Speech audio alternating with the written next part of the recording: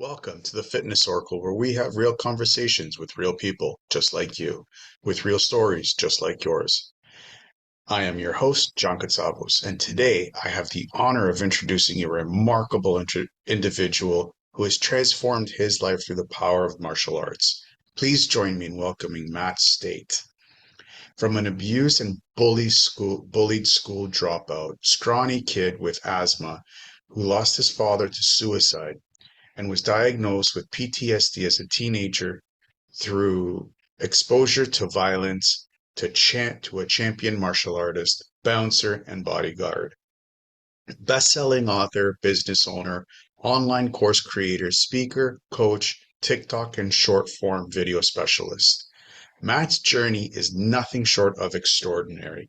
At 50, he returned to full-time education to achieve his Master of Science in Marketing and is now working on finishing his PhD while finalizing his latest book based on how businesses can successfully use short-form content.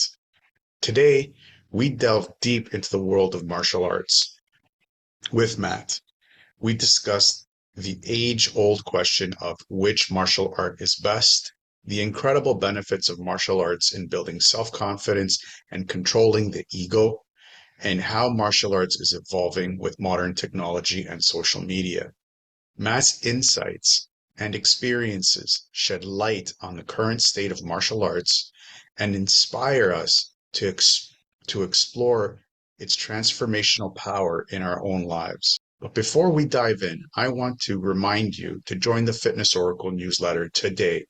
By subscribing, you'll gain exclusive access to a range of exciting perks. Be the first to know about our new episodes, get early access before they get released to the public. But that's not all. As a subscriber, you'll also receive a one-on-one phone call with me where we'll discuss your fitness and lifestyle goals and how we can help you achieve them. Plus, you'll get free access to our private community where we hold community calls to discuss episodes and how you're applying the lessons to your life. And that's not all. As a member of our exclusive community, you'll get access to some exciting programs that we're launching so you can continue your journey towards health and wellness. Join the Fitness Oracle newsletter today and start your journey towards a happier, healthier you. Now, without further ado, let's dive into this incredible conversation with Matt Stait and explore the power of martial arts.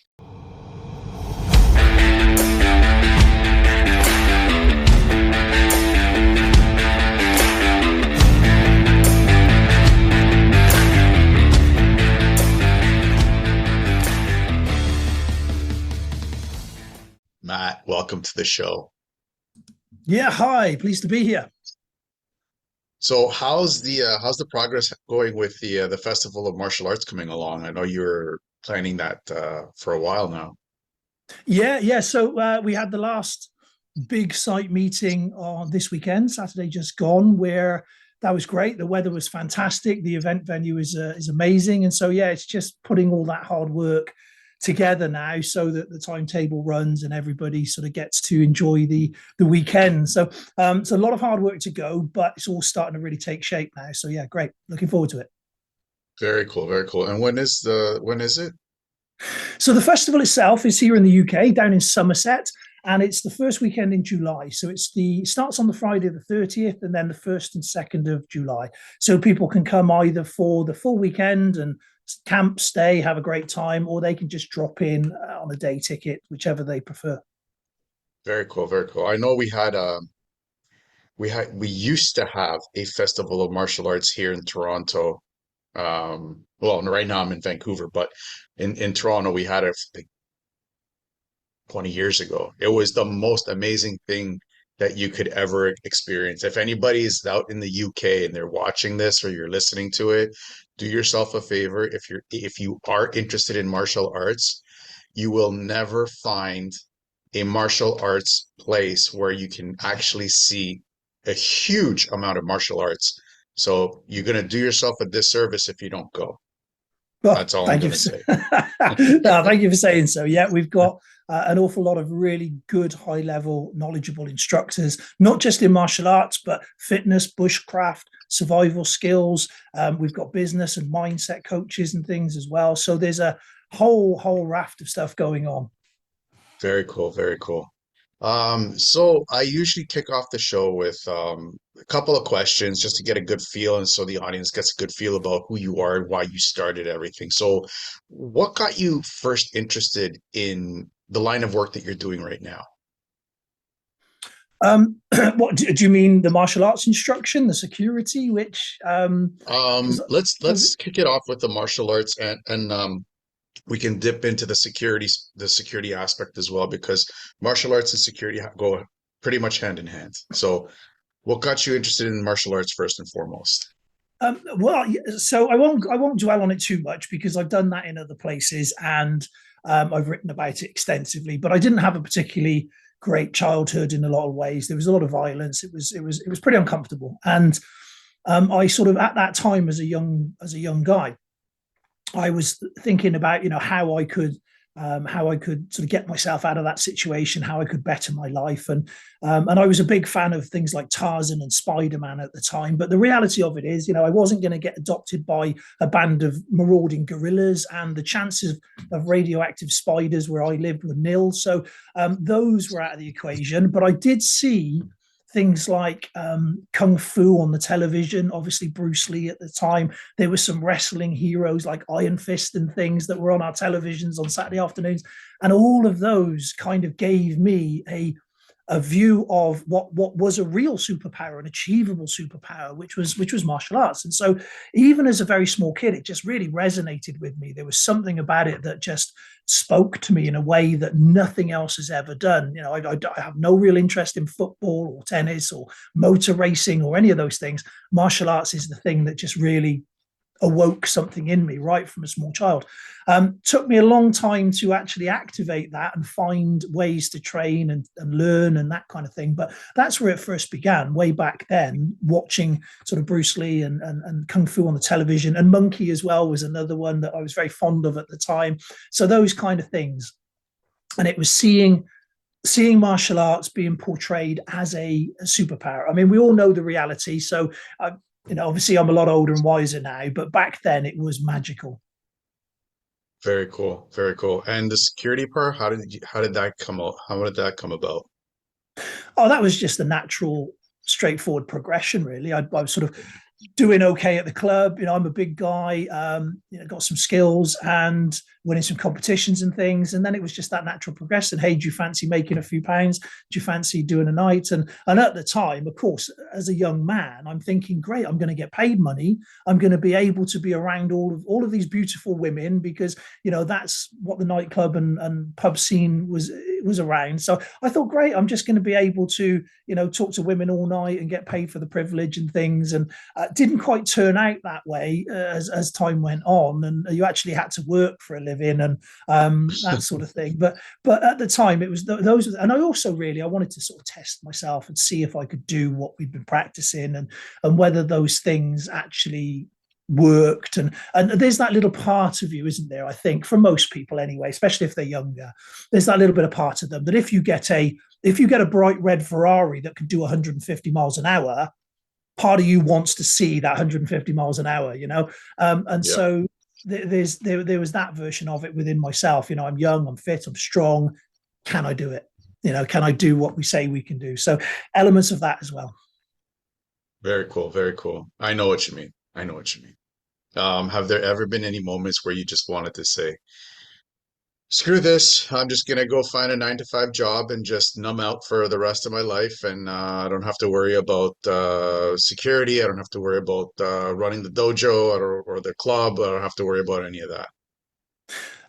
Yeah, there's little moments along the way, isn't there? I think everybody has little moments. Doesn't matter what you do or how you do it. There are peaks and troughs and elements of what you're doing, and you think, oh, this isn't for me today. Overall, I love what I do, and I love my journey. I love the things that I've done along the way. But there has been moments. I spoke about this in one of my books. There was a time when I was working as a bailiff debt collector, basically. So I was tasked with recovering people's bad debts. Now, some of those people were genuinely just trying to rob people of what they owed. Other people had fallen on hard times and genuinely had problems, and so it was one of those days where I was tasked to find this builder, and he owed substantial amounts of money to various people. And so the way that it worked is I would get a percentage of anything recovered, right? That was the kind of deal. So off I went to try and find this chap, and he'd fallen off the planet. Nobody heard or seen him for a while, and I managed to track him down and find him. And long story short, he was actually in a small fold-up bed in the front room of his mother's house. He'd had a terrible car accident, so he'd made a lot of money, but just as quickly thrown it away as people do. People that haven't been taught how to handle money, comes in one hand out the other. And as a builder back then, he was making a lot of money, but it was being spent just as quick. And he had this car accident. And basically the insurance that he had were really pushing not paying him out. It was very difficult for that. The benefit system here in the UK wasn't really working for him at the time. There's this wall of bureaucracy. He'd lost everything that he owned, and including his physical well-being. He could barely walk, and he'd had several operations at this stage. And there he was lying in this very small bed in the corner of his mother's front room. And there I was talking to this very elderly, short lady who was very, very polite, kept offering me tea, and talking to this guy and thinking, what am I doing? And that was one of those moments where I really thought, I shouldn't be doing this. And so I stopped. That was the last job that I did like that. And I sort of packed that in. So yeah, there's moments where you think, crikey. And the same with the training, with teaching at the club. I love my club. I love my students, always have done. But there's definitely times, there's times when, especially in the early days, where you turn up, at a hall that you've rented, and none of your students turn up, and you've still got to pay for the hall, and none of them's had the decency to say, I'm not coming today, and that sort of stuff. And the argumentative parents sometimes and things, and you think, I don't need this. But but I think those are things that everybody goes through in one guise or another, no matter what they do for a living. Yeah, for sure. I get this question a lot, and I'm going to throw it on to another martial artist, because sometimes this question actually annoys me a little bit sometimes. I don't know how you feel about this question, but which martial art do you think is the best and why? The unanswerable question. Yet the always asked question. This has been going on as long as martial arts has existed, I'm sure. There were probably cavemen somewhere back in the dawn of time. One was throwing a rock, one was hitting the other one over the head with it, both claiming to have the better system of rock attack.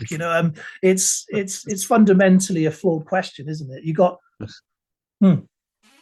a situation where you're talking about different styles, different systems, different traditions that come from different types of people, different community groups, different places. So if I'm a farmer in the jungle, and my sort of people from my place, from where I live geographically, are usually around the 5 to 5.5 foot kind of mark and 8 stone, that's going to be completely different than, say, the Vikings of Norway, who are renowned for being big, strong, hefty guys that live in a very winter northern hemisphere kind of place where it snows an awful lot. And so their weaponry is going to be different, the way they move is going to be different, how they can practice is going to be different, what they want to do with it is going to be different. If I'm fighting in a boat, or if I'm fighting on a shoreline that's near to a boat, and I'm doing it in small marauding groups, that's going to be completely different to if I was, say, a member of a large standing army that is, and so on and so forth. And so everything's different. And so what I tend to say is the best martial arts is whichever one you prefer. That's fundamentally it. It's if you like it, you enjoy it, you get pleasure from it, it does the things that you want it to do, then hey, that's the best martial art. I love that answer, because that's the answer that I give everybody. Okay. Yeah, I think it's very hard, isn't it? You can't really pin it down more than that. And you can start looking at, okay, well, what's the most effective? Because again, these are YouTube videos, the 10 most effective martial arts, that sort of thing. And again, what's your version of effective? Because I kid you not, most people I know, they've got more danger of a heart attack or a stroke than they have of being mugged in the street. Yeah. And so the reality of it, if it keeps you healthy, if it keeps you happy, if you meet nice people, if you're enthused about getting off the sofa and away from the television for a few hours, that's great self-defense. It really is, because you're doing the best thing you can by giving your body something to do. So yeah, it's really hard to pin down. And it's I think it's a really sort of strange question, and I always ask, why do people feel they need to ask it? What's the actual question behind the question? Do you need validation for your system or style? Do you need me to say what you do is the best so that you can feel better? Or is there something more behind that? What are you trying to get to? And normally, what I tend to find is when people ask that, quite often they're asking because they want to enroll their child into martial arts, say, as an example. And so what they'll do is like, well, what's the best martial arts? Because I'm thinking about getting little Johnny involved. And then the answer is different again, because again, I say to them, what is it that you want your little Johnny to have? So in 10 years' time, what skills do you want to develop? Do you want him to be a well-rounded human being that's confident, that's good in a room, that's got good people skills, that's self-sufficient? If you want all of those things, then you'd be looking at something completely different than if all you wanted was for little Johnny to be able to punch somebody's face in. Yeah. So it's such a good question, but it's also such a terrible question all at the same time. I know, and I know exactly what you're talking about, but I've noticed that you get this question a lot from people that are not involved in martial arts. People that are involved in martial arts, like black belts and whatever system that they're in, they're usually really humble about their art and their form, and they're like, yeah, ours is good, but you know, like you just like you said, it's like, what do you want out of it? Like, my system is specifically for this. Does this fit your needs? Mm. And I think you hit the nail on the head with that because it's you don't hear that question a lot coming from different martial artists. You No, hear it no, not that from much. no, because they're so because they found their tribe, they found their thing that Mm. like you said, that gets them out and makes them a better person all around. Mm. Um, you're a multi black belt in different systems. Which Yes, I have. systems? Which So, systems? well, I've done so many things over the years since I started, and it's been one of those ongoing journeys. So I started out with some wrong steps where I did some boxing and some judo and things as a child. They didn't quite pan out. So then I found karate, and I loved karate, and I did that for many years. Really enjoyed that. Then I moved into Krav Maga and Kapap and combative things. So I did Krav Maga and Kapap for a long time as well. Really enjoyed that. And I started looking at all kinds of traditional jujitsu, the sort of Japanese elements of that, and how that translated into what we're doing. Did a lot of kickboxing and Thai boxing and things as well. Then I got into, as you know, I said about the security stuff. So then I got into all the control and restraint, the physical intervention, and all of the things that come with that, communication stuff as well. So a lot of conflict management, a lot of psychology of violence, a lot of those kind of things. And so they all kind of swirl around together now. They've all sort of, as you go along the way there. So one of the things that I sort of do now is it's something that I just call modern street systems, and it's kind of an overarching thing. So it kind of embeds the best of those elements along the way that sort of I'm happy to present and put out in the world. And so each and every one of those systems and things that I mentioned, they all have great value to them. So, as an example, I did taekwondo for a while, and as a young man, as a younger man, I should say, the kicks and everything of that, and the movement was fantastic. Really enjoyed it. I've done some BJJ and things now, not to any level with the BJJ, not really, but again, thoroughly enjoyed what I've done with that. But they're completely different, different ends of the scale, if you like, and so. Yeah. So it's a case of really that constant education, that constant learning. I'm always doing that and always have done. And so wherever I go, again, same with putting on the festival, wherever I go, I'm more than happy to throw on a white belt, get stuck in and learn something new for the first time. There's a pleasure in that. So yeah, Didn't really answer Do your you question, find that though, did it? Sorry. well, it kind of leads into a different question. Do you find it difficult shifting from one system to another, especially at the beginning stages? And what tools do you implement to help that transition? Because throwing a punch in, let's say, Wing Chun is completely different than throwing a punch in Shotokan Karate. Completely different. Yeah, there's one of the things that I love about the martial arts is the differences that each of them have, and they've got sort of different ways of looking at the world, right? And they've got to find some slightly different answers to the same questions, right?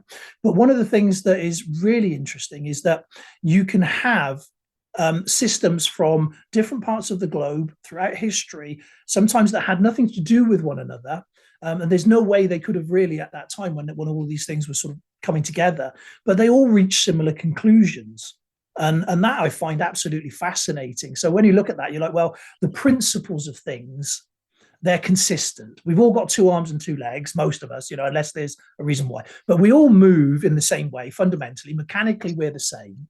And so it's just a case then of flavors, if you will. The principles remain the principles. They have to. So if I'm going to armbar you, I understand it's a hinge joint and it will do this and it doesn't want to do that.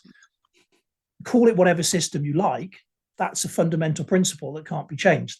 And so when you look at that, there's actually more similarities than there are differences. And so, and I think this is really where it's interesting, because anybody that's got to a reasonable level in any particular style or system, which I think everybody should, by the way, I don't think people should just pop around jack of all trades all the time. I think you should really work and spend time learning a system, a fundamental base art, to a good degree, and then go out and explore and get other stuff as well. I think that foundation is really necessary and something that a lot of people sort of skip by these days. But I think once you've got that initial foundation, then it's easier to find the principles in other things, which hopefully should make the learning process quicker and easier.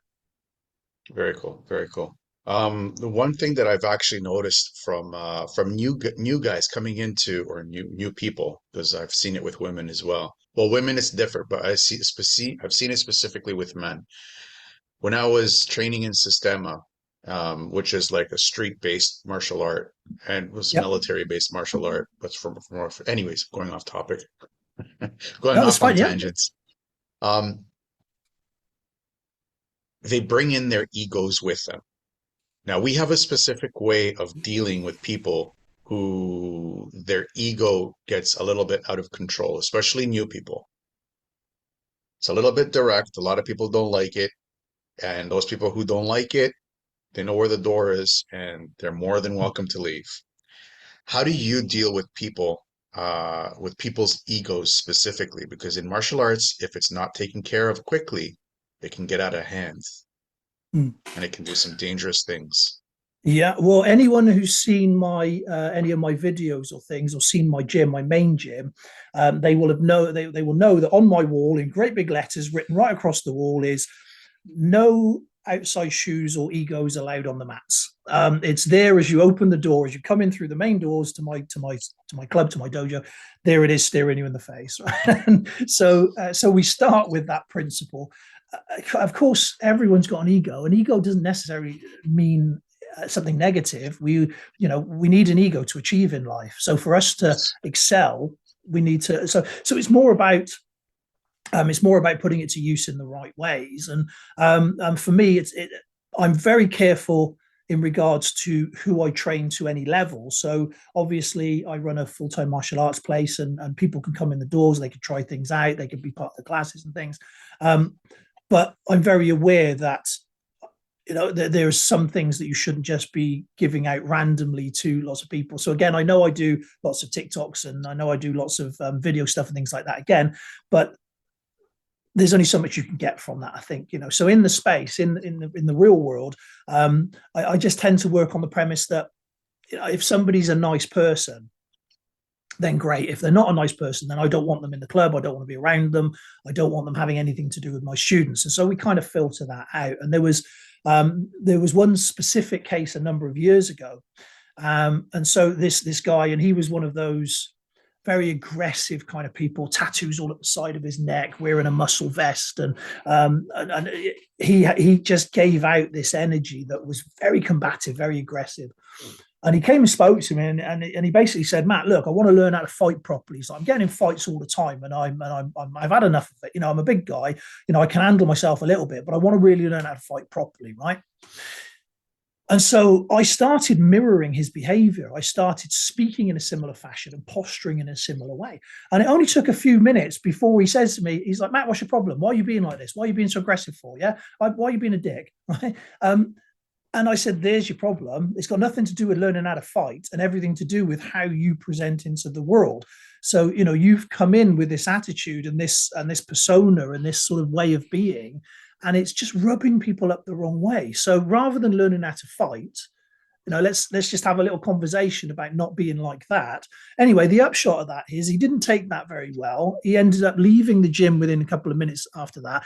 Never saw him again. He ended up going to some other MMA gym down the way there and in the weights machines and all that sort of thing. So no idea what happened to him longer term, but he's a cautionary tale that I use quite often because he really does highlight exactly why you want to be cautious about who you have in your club and who you have around you. Yeah, that actually triggered a story of a good friend of mine in Toronto, Fight Club, with Sistema. Um, he had pretty much every piece of his skin, save for his head. So he had tattoos right from his neck all the way down to his feet. Okay. Skinned head. Well, he looked like a skinhead, but he had like a little buzz cut. And he looked like a scary dude. Drove a Harley, like a big dude too, right? And you talk to him for like 2 seconds. He's like the biggest kitten that you have ever talked to. He's the Mm, nicest, kindest, softest person, but you did not want to get into a fight with him. mm. Yeah, yeah. But Well, that's something that you sort of see over time, isn't it? Whenever you've been around martial arts for any length of time, you will see people just like that are just super lovely people and don't have any kind of aggression or hard edges to them. But my goodness me, physically very capable, and you would regret forcing them into that situation. yeah, yeah. Why is martial arts so good? I have my own reasons, but I want to get your perspective on it. So good for what? Oh, just because that's quite an Just open-ended question, isn't it? So, I know. So good for a person's I guess you could say, since we're on the topic of ego, maybe so good to help somebody control their ego and put their ego to good use. yeah, well, it's great for a lot of people. They sell their martial arts gyms on things like discipline, goal setting, being a better person, learning to overcome obstacles, all of those things. And there's a truth to all of that. However, the training has to actually push people to that point. And that's really where I think sometimes it's interesting, because when a lot of people talk about these great things that martial arts can absolutely do, what we're talking about is being taken past where you would normally go and being pushed into somewhere where you're uncomfortable so that you can grow into that space and you can develop. Now, whether that be through competition or incredibly hard training or high standards being set from your student base and so on and so forth, your contemporaries, all of those things can achieve that. And so for me, that's where I think martial arts is such a wonderful thing and at its best, because what it can do is it can bring people to a point where they have to become more than they were before to move on to the next level, to move to the next step, sort of thing. Now, that's where I think it's amazing. That's where I think it's fantastic. But I also believe you can get that from rock climbing or canoeing or chess or playing the violin or anything. I think can give you that if it's done in the right way. So for me, it was martial arts. For a lot of other people, it's martial arts because that's what resonated with me and that's what made me want to be better. So I was introduced to a fantastic peer group. I was introduced to a structure. The negatives were turned into positives. So, hey, it turns out that I had some anger issues, and I used to lose my temper, and I used to be very physical. And it turns out that, hey, do you know what? If you hone that, if you put that in the right place, if you learn to use it the right way, it becomes a positive, and you can take that out into the world and turn it into something that's got a really good use.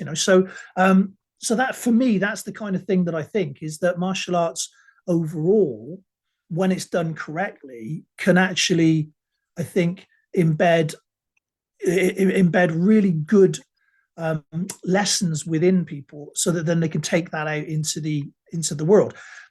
And conversely, though, there is the other side of that coin, which is, martial arts can turn into some kind of crazy cult, and it becomes this, worship me as a deity kind of thing. So there's always a flip side to the coin, but done well, I think it can be such a healthy thing for people to do, even if they never want to fight. Even if they never want to get in a ring, that's doesn't have to be the point.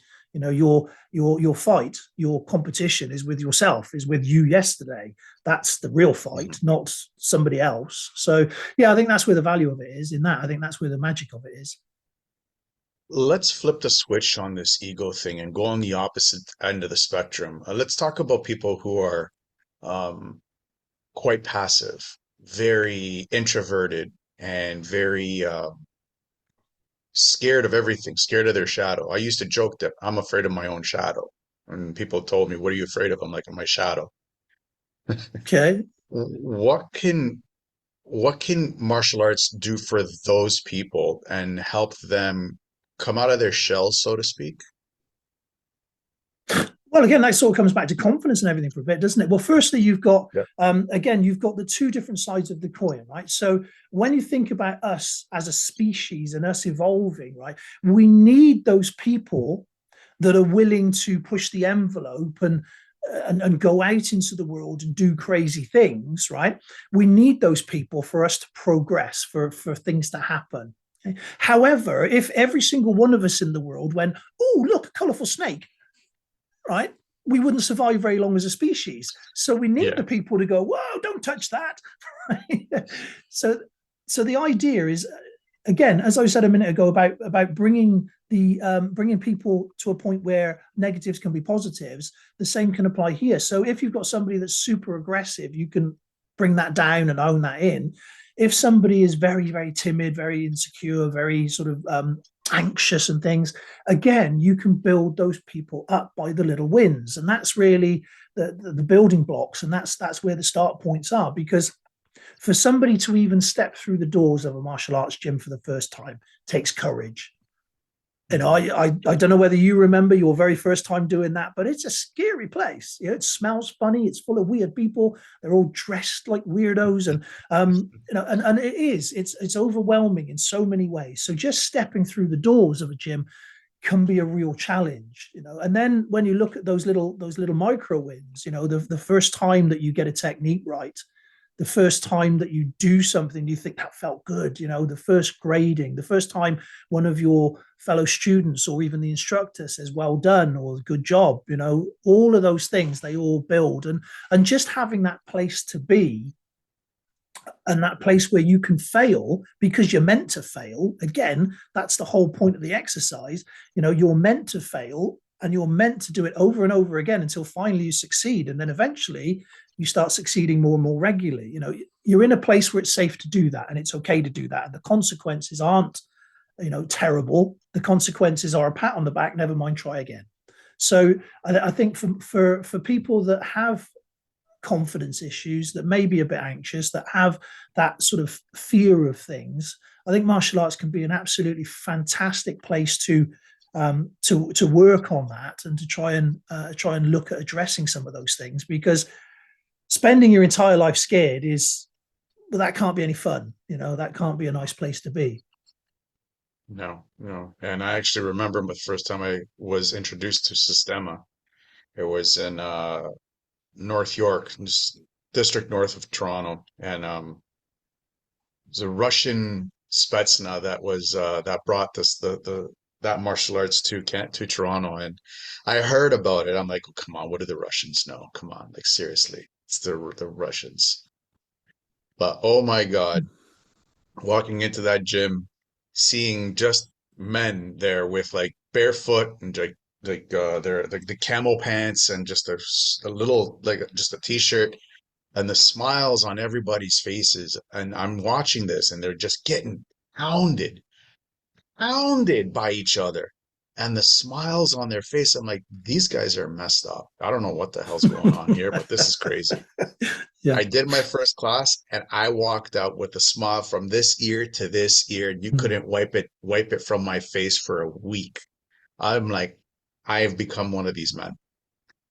Yeah, yeah, yeah. Well, that's it, isn't it? I mean, that's it. You find that sort of commonality, that camaraderie, that shared experience, and then that if you're really lucky, that's something that lasts an absolute lifetime.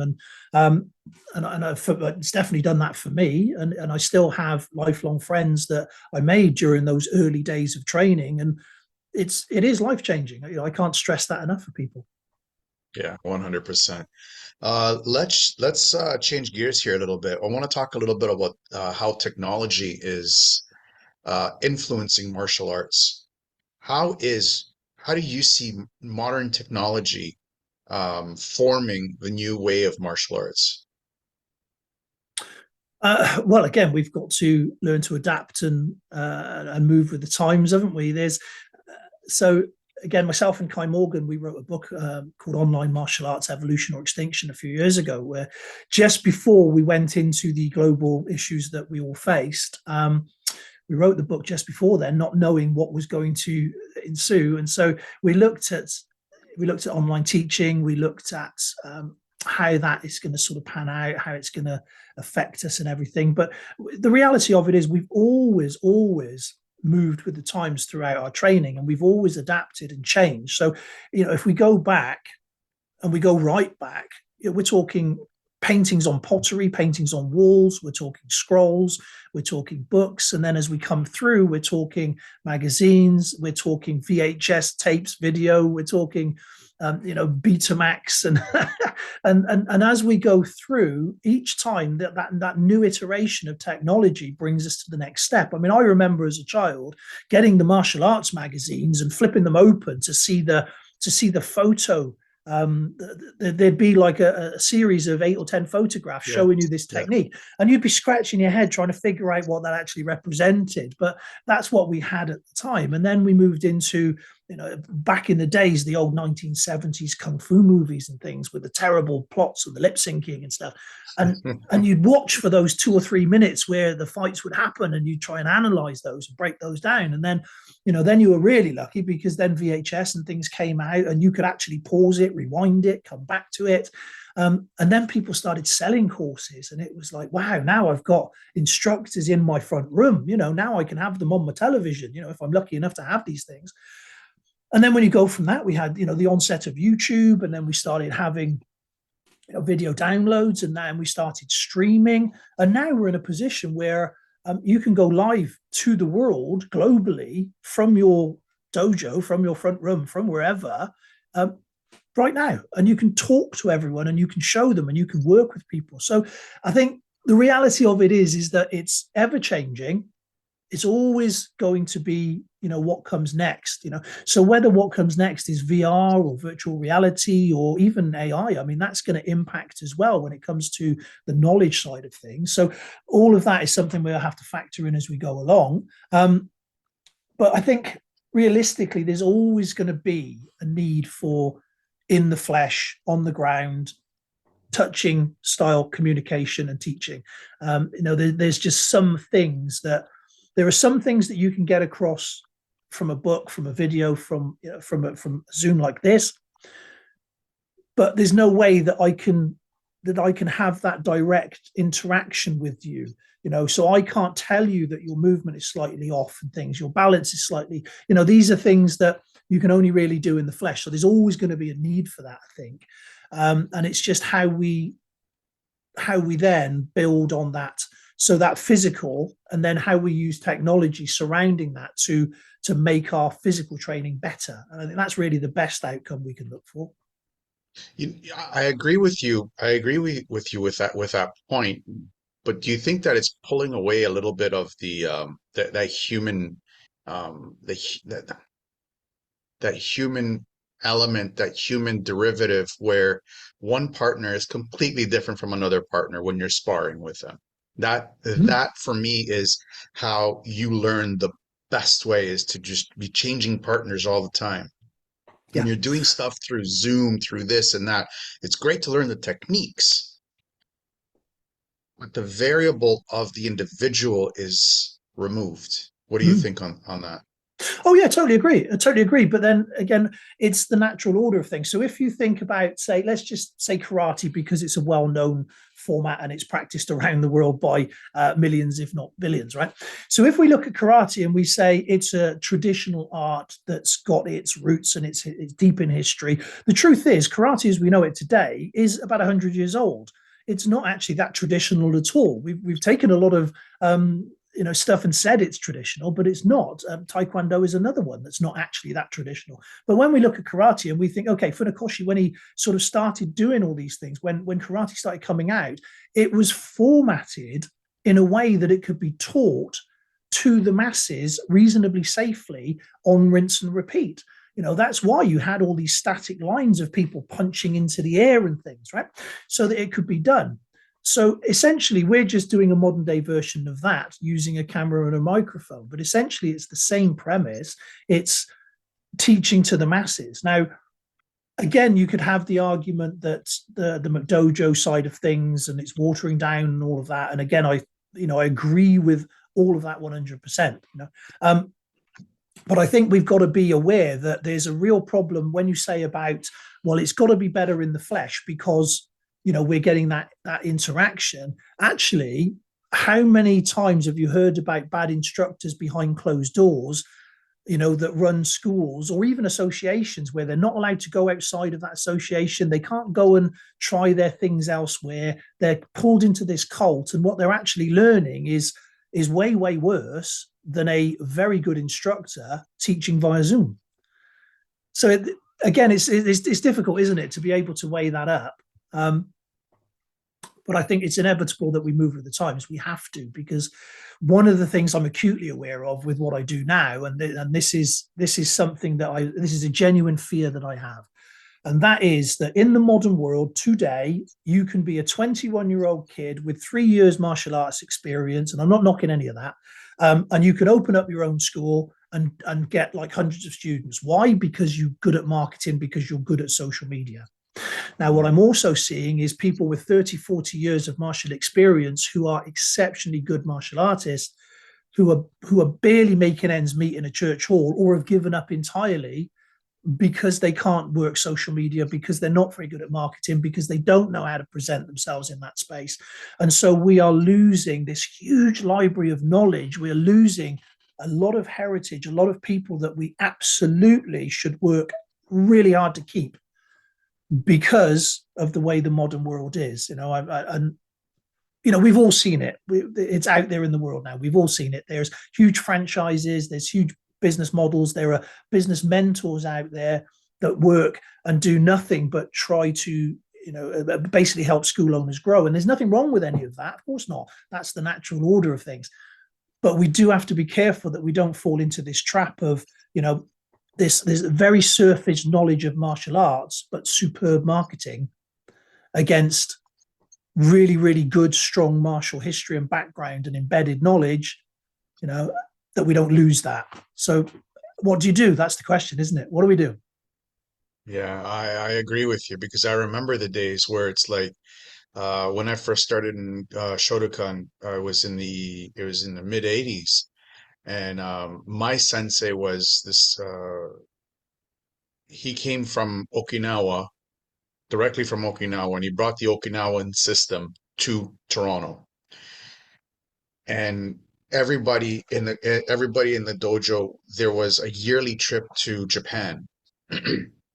Unfortunately, I was way too young to go by myself, and my dad didn't couldn't afford to send him and myself to Okinawa, and Mm, I missed out huge. I know I missed out huge, but there was always this mysticism, this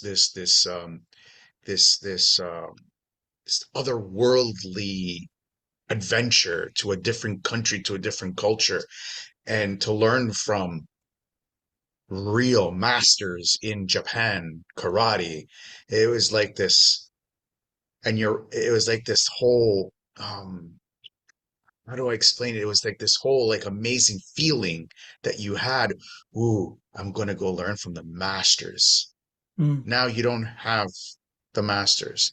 And the real masters, like you said, and I'm 100% agreeing with you with this, they're starving. mm. They're starving. And I wish I had an answer for you, but what are some suggestions that you think that, we can get back to that mystic master that everybody's talking about, and no, it's so hard to find this master kind of thing. A pessimistic side of me says I'm not sure that we can. I think society as a whole has changed so much now that I think what's the type of training and way of life that used to be expected to learn martial arts is now passed us by. It's gone. We now live in a right now generation, a throwaway generation. We now live in a world where Netflix is everything's now, McDonald's everything's now. People haven't got the patience and the time. Excuse me, or it seems to be a lot of that is there, and so the formatting is different. So when I first started, you know you didn't expect anything for years. You put the work in first, Yeah. and then after years of putting the work in, if you was really lucky, somebody would actually pay attention to you, and then you could start learning the good stuff, if you like. So I think fundamentally there's two things that people can do to help the situation. Number one is to recognize that a a lot of what is being passed as martial arts now isn't actually martial arts. That doesn't mean it's bad, by the way, but if we're talking about sport combat, if we're talking about modern day sporting application of martial arts, they're separate things. And so it's understanding that for starters. Secondly, it's trying to help the people that really do have the knowledge but don't have the modern day knowledge of tech and marketing and things. It's helping those people to come forward. So something I really enjoy being part of and doing is working with the older generations of martial artists, the one that have all the knowledge but don't really have the tech, and helping them to be able to present into a modern medium, into a modern world, because that's something that we have to do so that we don't lose it. That's I think really important, because so many people are giving up.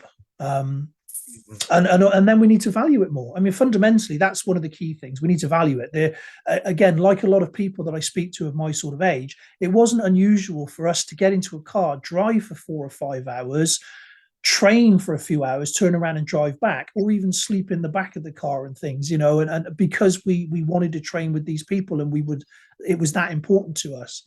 Nowadays, it seems that a lot of people there, if it's more than half an hour away, as long as you can't be bothered, and there's a lot of that sort of going on. So yeah, again, I'm not trying to sound like one of those old people that are like, oh, it's so much better in my day and everybody today's, because I don't mean it like that. But I think for us to try and get the best out of both worlds, we need to be able to take the old and the traditional and the embedded knowledge and find a way to be able to put that out in the modern world. And that's the sort of holy grail, isn't it? But how we achieve that, I honestly don't know. Yeah, it's a shame because I come from that generation too. I come from that generation where I was on a bus for an hour and a half just to go to my dojo to practice Mm. 60 minutes, and then another hour and a half on the bus back. And not because I wanted to, but because I loved it up until I got into a little bit of an argument with my sensei, which he was right, I was wrong. Okay. Well, that's a He story was all of right. its own, I'm sure. Oh, I wanted my black belt because I was beating up black belts in tournaments. And he's like, nope, you're too young. I'm like, nope, but I'm beating up black belts. He's like, nope, you're too young and you're not ready yet. And I'm like, no, I'm ready. 12-year-old little punk. Yeah. He was right. Yeah, yeah. Well, hey, again, it's one of those, isn't it? Sometimes we look back and we think, you know what? Now that I've got a few years behind me, I can look at that and I can say, now I understand a bit more. And yeah, I think we're all guilty of that, and we've all done it, I'm sure. Yeah. Yeah. Even for me, just to say to my sensei, I'm ready for my black belt. That right there just shows that I wasn't ready for it.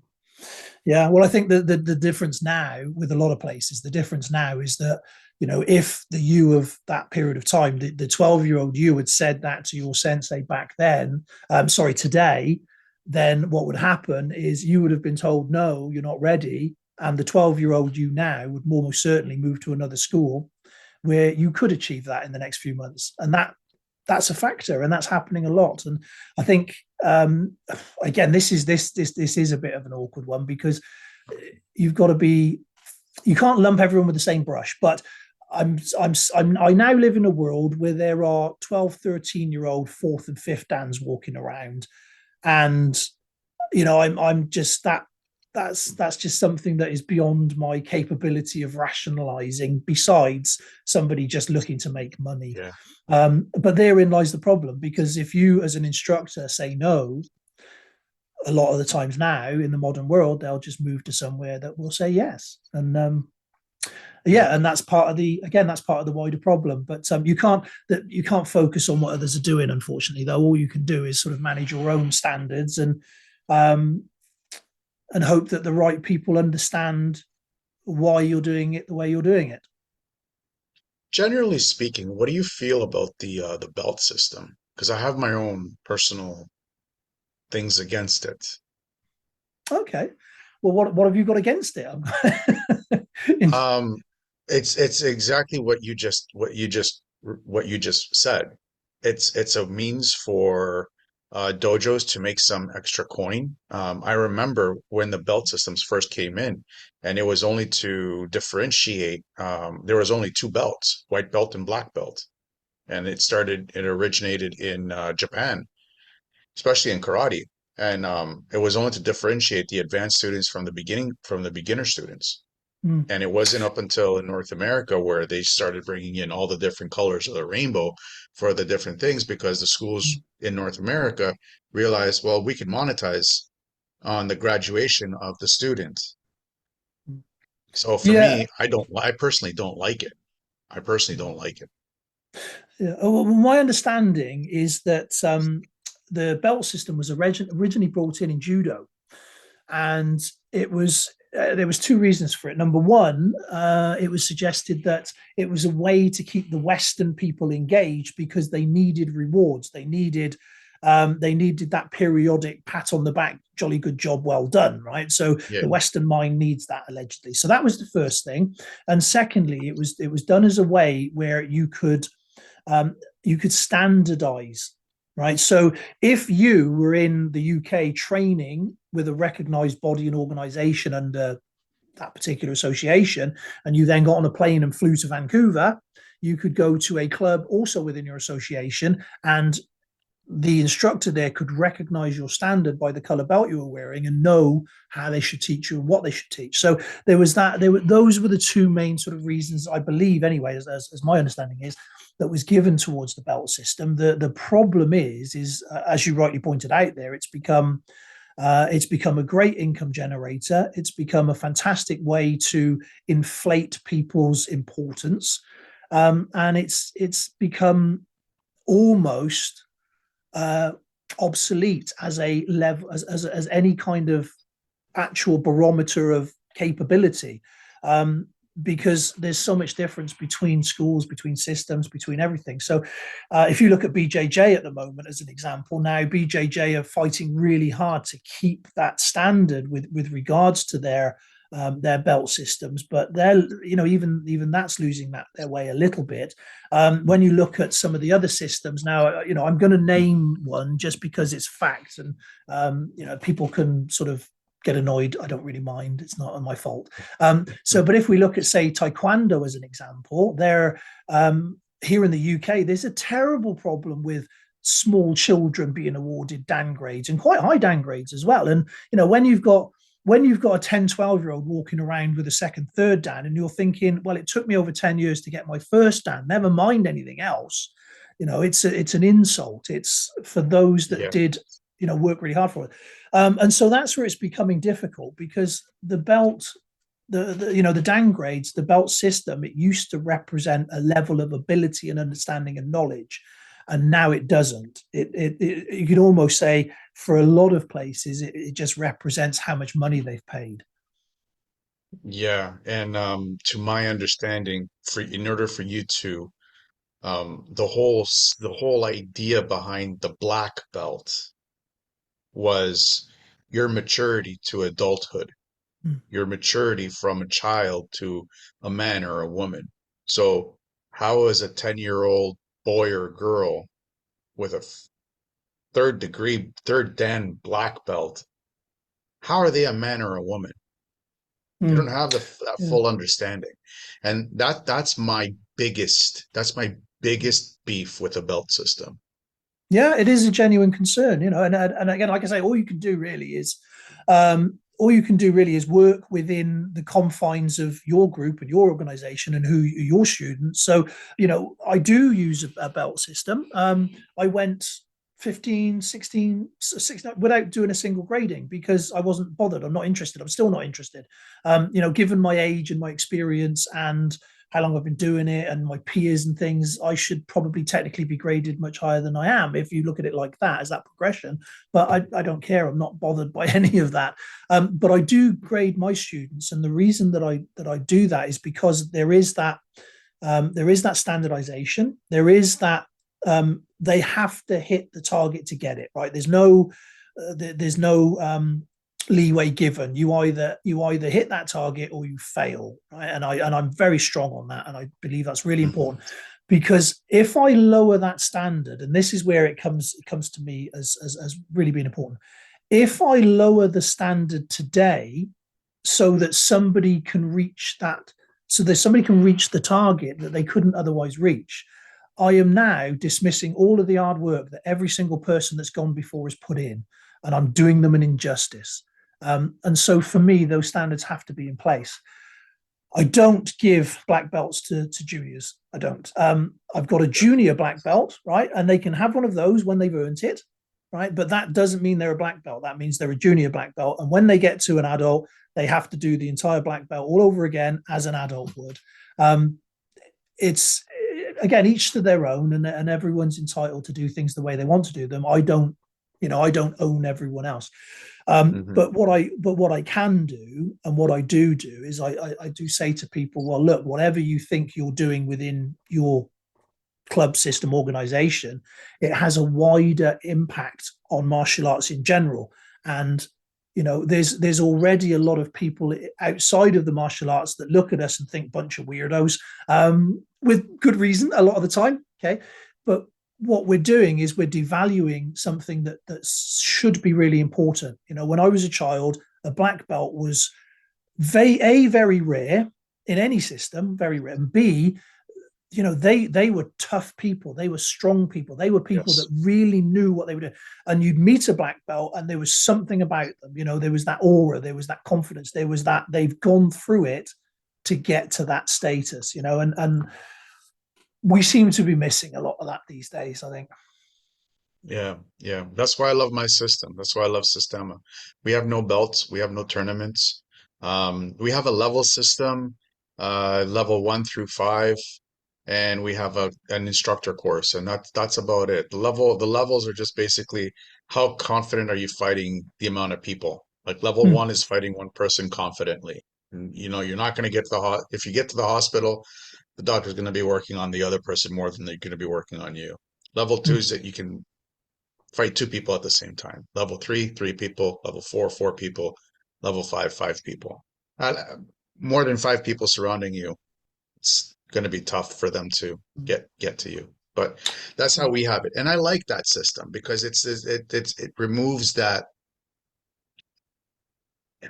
it removes that aspect of, you know, I don't have to worry about buying a belt. I don't have to worry about paying for tests. It's like, okay, the guy's confident or the girl's confident fighting one person. All right, I guess she's level two. Let's see how she Yep. does, or let's see how he does with two people at the same time. That's it. Yeah, different measurements, isn't it? So I mean, I've got kickboxers at my club that like to kickbox. They do the sport kickboxing. They don't claim to do martial arts. They claim to do kickboxing, which is a sport. It has rounds, it has rules. Now, for those guys, their measurement is win-loss records, right? So they don't grade and do belts because that's not how they measure themselves. Their measurement is whether they win the fight, whether they win the competition. And so that win loss record is their measurement. And then with the CAPAP stuff, the military stuff, then again, there's no belt system. There are levels, as you've just described, very similar because they're similar kind of things in regards to their military based, and they come from military backgrounds, and they have their criteria isn't to win a round or perform a technique in front of a panel in the right way. The criteria for that is to get the job done and get home safe. So Yes. they're designed to do different things. So they're not. None of them are wrong, but none of them are completely right either. That's the thing, isn't it? Yeah, yeah, so true. We're coming up close to the end of the show, and these are the 7 or 8 questions, or 10 questions. I added a new question today, specifically moving Okay. forward. I added a new question, so you're going to get the first new question Oh, that I cool. ask all Okay. my guests. With the increase in people suffering from depression from the 3 years that we've been living through, the uncertainty that we've been living through, what would be the one thing that you could tell them to keep their hopes up? Uh, I would say that what I personally found, and again, I can't speak for everyone else, but what I personally found was in amongst all the craziness that went on, in amongst all of the very difficult and challenging times that everybody went through, there was a lot of kindness to be found. There was a lot of people coming together, communities coming together. And I think out of, whenever there's adversity, whenever there's difficult times, whenever there's challenges that, in amongst that, there are those little pockets of just really, really unbelievable human kindness. And we should really be focusing on those. You can find the good or the bad in anything if you look hard enough, and it's trying to see the good, isn't it? Yeah. What's the one thing that you do daily that amplifies your ability to stay focused? Well, one of the things that I do every day, without question, is I practice a thing called gratitude. Now, it sounds a bit wishy-washy, and it sounds like, oh god, he's one of those. It's a bit of a.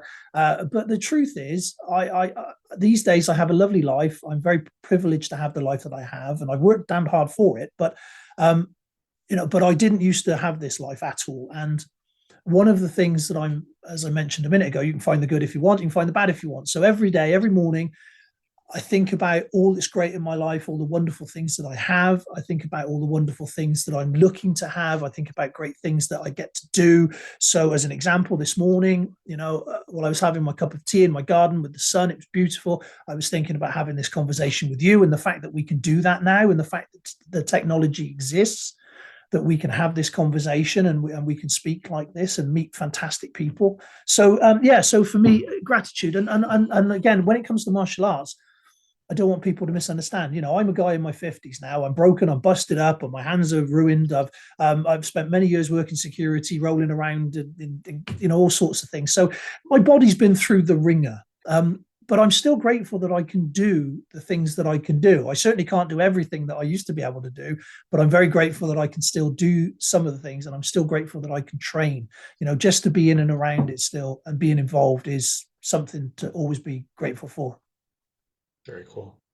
If you could pick up the phone right now and call yourself at 20 years old, what would you tell yourself? Make better choices. um, yeah, again, it's one of those, isn't it, where you can't regret the things that you've done because they're what's put you where you are, right? So, even the stupid stuff. If I'd have done it differently, I may not be sat here today having this conversation with you. So it's quite hard like that. But I think I would, I think I would definitely tell myself that there's a much bigger world out there than you think, and and you can access it and you can be a part of it. Because as a 20-year-old, my worldview was very, very small, and it was very insular, and I had beliefs in myself um, that didn't belong there. But when you're a kid, sometimes that happens, doesn't it? Yes. Looking back, would you change anything? Well, I think I've just sort of answered that question, haven't I? And said that we wouldn't be where we're sat now. So it's one of those where, um, of course, there are things where, in theory, I would change. So when you look back, so as an example, my father committed suicide when I was a teenager, right? So would I change that? Well, of course, I'm going to say absolutely, because I miss my dad and I miss the years that we could have had, and I miss him seeing my children, and all of these wonderful things. However, I'm also equally aware that if he hadn't have done what he did, I would not have pursued the martial arts in the way that I did, and I wouldn't have become the person that I am now. So, it's a real tough one, isn't it? Yeah, it is. It is. Here's the new question. What's more important to a man, his word or his purpose? Oh, good question. Good question. Um, I think your word is just so valuable, and I think it's got way more value than people sometimes give it credit for. Um, and I think I'm going to say your word because, well, because it just it impacts on everything. If you become somebody that's known to, be unreliable, no, not keep your word, or a liar or a cheat or whatever else, then um, the impact on that is incredible. And what is your purpose? I don't think it really matters what your purpose is if you have to be a bad person to get there. I don't know. It's a hard one, isn't it? In that regard, because some people would say, well, the reason that they climbed Everest or discovered Africa or invented penicillin or whatever it is along the way, they probably fibbed a bit. Means to an ends kind of deal. So, yeah, that's a really interesting question and a great philosophical debate, and probably something that you could do a podcast all on its own about. I think so. What scares you? Again, another really interesting question. Okay, so again, a little bit of vulnerability and honesty here. Um, I've just had to deal with family being in hospital. They're of that age now where it's very challenging. They're ill more and more of the time. They're more and more weak. They can't really do the things that they used to do, and I'm seeing that and being around that, and I fear that. I fear losing that physicality and that being. I've always been very physical, very strong, very vibrant. Very capable. I've always had that, and that's been part of my life and part of my identity and who I am. And the idea of one day that not being there, that is scary. hmm Where do you see modern samurai online and different think in the next 5 years? Well, with the modern samurai and the schools and things, I like where they're at now. The size is great. I'm comfortable with that. I like having that interaction with people. I don't want to be a manager. So that side of things is hopefully just going to sort of continue as it is. And we'll build that out like that. The online version of things now, there's so much scope and opportunity going forward that hopefully, yeah, we can put that to work. We can leverage that. We can do some things with it and reach loads of people. So I'd like to see that expand out. I'm doing more and more in regards to social media, much bigger followings now, and so yeah, so I'd like to see that expand out. And different think, which is the social media consulting that I do, the marketing side of what I do. Again, that's something that is growing, and I want that to be much bigger in the next couple of years. That's really my main focus at the moment, with regards to moving forward, because as I get older, I'm less and less capable of teaching hour after hour, night after night, and so that will go down to my instructor team, and I'll oversee and do a little less. But I like new challenges. I like new things, and so as new tech develops, as new stuff comes out into the world, it's great to focus on learning those things and putting that out. So yeah, so my aim for the different thing is to grow and to expand and to be and to be relevant in 5 years. Yeah. Hope we haven't all Very been cool. swallowed by AI. How about you personally? Where do you see yourself personally in the next 5 years? Well, at the moment, I'm studying for a PhD, which is really enjoyable. So I'm hoping to have finished that by then. So it would be that's something I'd like to have done by that stage. I'd also like to write another couple of books. I enjoy writing; it's something I'd like to do a lot of. So I'd like to have another couple of books out, and yeah, I've got some personal goals as well that I'd like to achieve. Um, so yeah, basically, I'd like to get the PhD and a few more books out. Those are the some of the main goals. Very cool. Where can people find more about you? The usual sort of places. You can just stick my name, Matt Stait, into Facebook or Google or what have you. You'll find me there. You can look for Modern Samurai online. I don't think that I'm a feudal warrior from Japan in years gone by. That's the name of my club before anybody says anything. So, but you can find me through that or Force Different Think Limited. If you just www.differentthink.co.uk and you'll find me there. Very cool. Any final thoughts? No, not really. Just have a fantastic day. Thank you very much for asking me on. It's been a genuine pleasure and I've enjoyed chatting. Matt, thank you so much. I always love bringing on martial artists on the show. It's just martial artists have this unique perspective of the world, and especially when it comes to hardship and how to get out of it. I've been involved with martial arts, in and out of martial arts for the majority of my life, and I know how powerful it can be. And what you're doing with everything is just next level. So I really appreciate you for all the knowledge that you're bringing onto the show and for all the stuff that you're doing with Modern Samurai Online and different things because I really think it's really important, especially as we said earlier in the show, to help these old school martial artists really bring a new, fresh look to their marketing scheme and get their word out because I think that is where it's supposed to be at. I think you're onto something there. So I really appreciate it and I look forward to seeing a lot more of your work. Oh, thank you. Thank you for having me on. Appreciate it. Going through hard times is just a test. What you need to know is that when you get out of whatever you're going through, you will be stronger than ever before, and you don't need to go through it alone. Always know that you are not alone. Stay tuned for more real people with amazing stories that are just like yours. Until everyone out there listening, I wish you a good morning, good afternoon, or good night wherever you may be in this crazy world. Hey guys, John from Resilient Reboot Productions and the Fitness Oracle. I just wanted to thank you for watching this episode, and I really do hope that you enjoyed it. Please don't forget to subscribe, hit that bell, and share this episode if you are watching this on YouTube or on Rumble.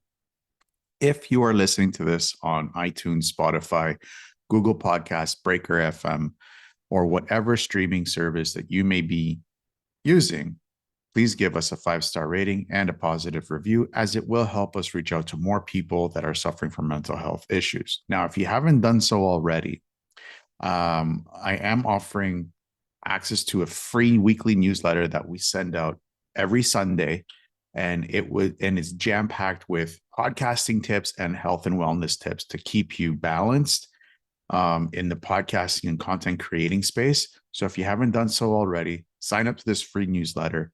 It's totally free, and it also gives you access to the Fitness Oracle private community in Mighty Networks, where we talk about this episode. We talk about how you have implemented these lessons that you've picked up in your life and how it's impacted your life. And we are working on a lot of great other programs and support systems for you guys to be able to access. So if you haven't done so already, sign up to the newsletter, and I'll see you guys on the inside.